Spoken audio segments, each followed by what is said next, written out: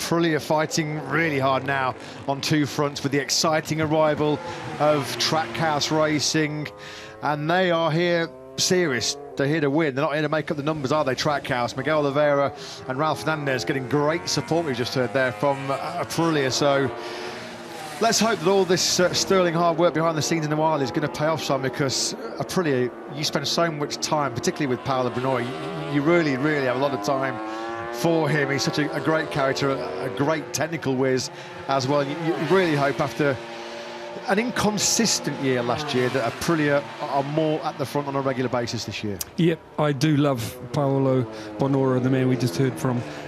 He's so helpful to me to understand what's going on, and yeah, and one of the minds behind Aprilia's progress. And he's bang on when he said that's natural for a rider to never be happy unless the bike is the fastest, because it makes the job of the rider easier. You feel like you've got a handicap if your bike's not as fast as the fastest bike out there. The way I look at it, we'll just touch on the seat, as we see the Honda one there, the seat unit that Aleix likes and Maverick and Miguel really struggled with. And like they said, he just said then something, they sit on the bike differently. Aleix is more old school, he's an older rider, sits a bit more in the centre. And I wonder, through the corner, because Miguel said he was struggling in the fast corners, okay? And the only thing I saw they changed was the seat unit. And imagine if you're leaning right off the bike, and that new seat unit, that it's kind of like obviously more downforce. Aleix is more in its way, so it doesn't affect as much, and Miguel and Maverick hanging right off the side, then that it can affect it more. Miguel said he rode the same, and the thing that they changed, he wouldn't say what it was, just straight away helped. He didn't do anything different. And I think, putting all the things together, it was just that seat unit making the bike run wide, because it's pushing down so hard on the rear of the bike. That's my guess. And it still fits after what Paolo said. So one other thing I'd like to mention is that obviously Ducati are out front. Everyone can see that. They are out front. They're the manufacturer to beat. And I think KTM and Aprilia are in the fight for the next best manufacturer, and it's quite different how they're doing it. Like the Aprilia is so fast through the fast corners, and I think aero is a big part of it. Obviously they've got a sweet chassis, but if you look at Silverstone, they went really well at Catalunya as well, but Assen, they were their best machine, a couple of years ago, also great again last year. It's clear that they are really strong, sweet handling on the fast corners, and they are lacking some acceleration off the corners. They also complain about braking, but they struggle more stop-start, where the KTM is kind of the opposite. Awesome engine, like I was saying before, massive punch off the corners, acceleration if they can get the grip, but the engine is they start from the start to the first turn so well, and they do it a different way, and it's going to be interesting who comes out on top. Yeah, Aleix Espargaro in the winter testing now feels like, he's obviously not coming at this from an unbiased perspective, but he feels like now Aprilia are class leaders in terms of the aero battle. They've got so much downforce now in that RSGP, which Simon says it makes the bike a little bit heavier to turn, perhaps a little bit more cumbersome, but certainly more stable in those high-speed corners. We just saw there, didn't we, just shadowing the world champion for a couple of laps was the rookie Pedro Acosta. How long will it be before we see those two at close combat, maybe in a race situation?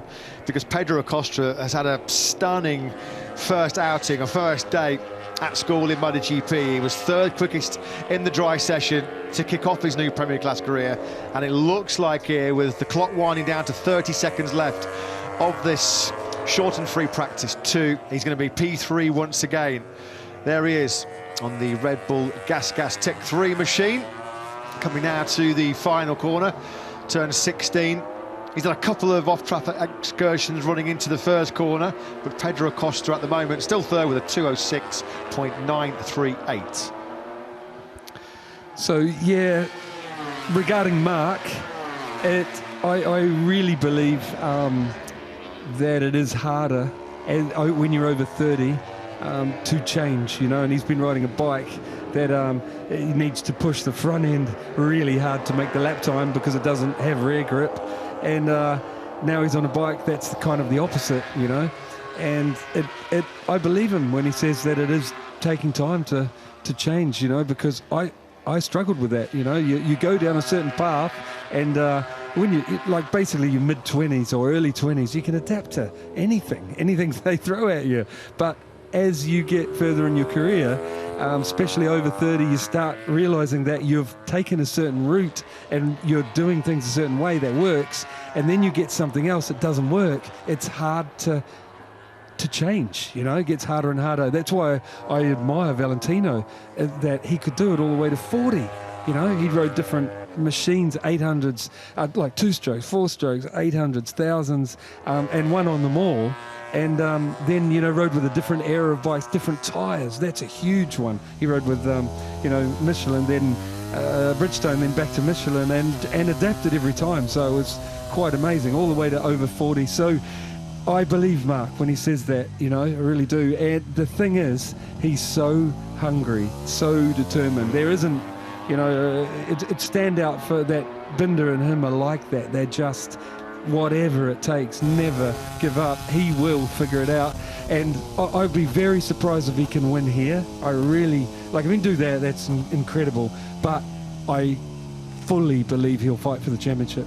Yeah, hard to argue with that one. That session then has come to its conclusion, and there were some impressive rides in that session, certainly from this man, Marc Marquez. Given his lack of experience on the Ducati in rain conditions, Marc's actually topped that session with a 206.544. And also Pedro Acosta, a lack of experience of the gas machine in rain conditions, just a lack of experience of MotoGP, full stop, in rain conditions. Marc's a seasoned veteran, always a pretty, well, more than accomplished wet weather rider, wasn't he, Marc? Superb in flag-to-flag situation back in the days. Really, really strong and adept at adjusting to rapidly changing track conditions. So what a day one it has been here in Qatar. The weather gods perhaps not smiling on us for that second session. The times and information game might be meaningless come the end of play on Sunday night. But Marc Marquez, fastest in the wet session. Pedro Acosta, third in both the dry and the rain, setting his stall out superbly on day one in 2024.